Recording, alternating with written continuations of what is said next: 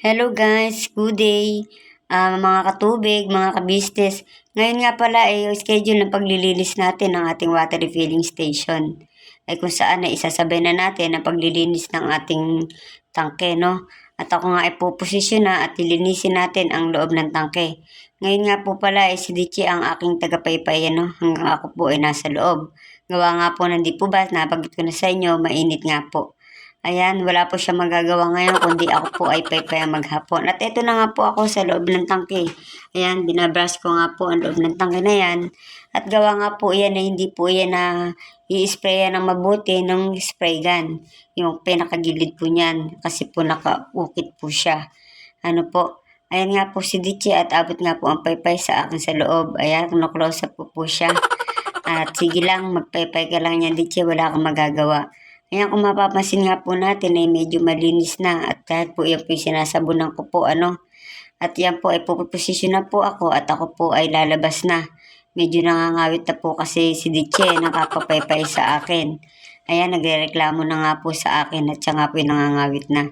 At yan naman po si Sansi ang tagapag-abot po ng ating mga kailangan katulad ng sabon, brush at basahan na panglinis ko po sa loob ng tangke. At ako nga po ay aahon na at naayos ko na po at nasabunang mabuti. At ngayon po ay papalitan na po natin ang ating mga filters. Bali ang papalitan ko po ay 6 na housing kung saan ang ginagamit ko po ay 3 micron 1 at saka po 3 micron 5. Meron pa rin pong filter sa katabi po ng carbon. Yung filter naman po na yon ay pinapalitan natin by schedule. Hindi po katulad po ng 8 filters na pinapalitan ko, depende po sa output na nagagawa natin. Ayan po, at siyempre po, inaayos po natin mabuti na sa ganun po lahat po ng pagdadaanan ng tubig ay malinis. Ano po, kaya ayan po, itsatsagain po natin na mapalitan po. Depende nga po sa ating na output. Ngayon naman po ay tapos po natin na magpalit po ng mga filters na yan, siyempre po ay yung bright tank po natin na sinabunan ko ay ibabalik ko na po. Ayan po yung bright tank na nilinis natin. Ikakabit ko na po yung mga accessories niya, tulad po ng tubo at saka yung stick po na yan. Nga po pala, natutunan ko lang pong magbaklas at magkabit po ng mga accessories na yan. Doon po sa pinapanood ko po, sinesearch ko. Alam niyo na po yung kung saan. At nga po pala, meron po tayong mga katubig dyan na napapanood din po natin na nag-upload po sila na kung paano po mag-ayos, maglinis at saka po ayan katulad niyan, isa po yan kung paano natin matututunan yung mga bagay na gusto natin matutunan.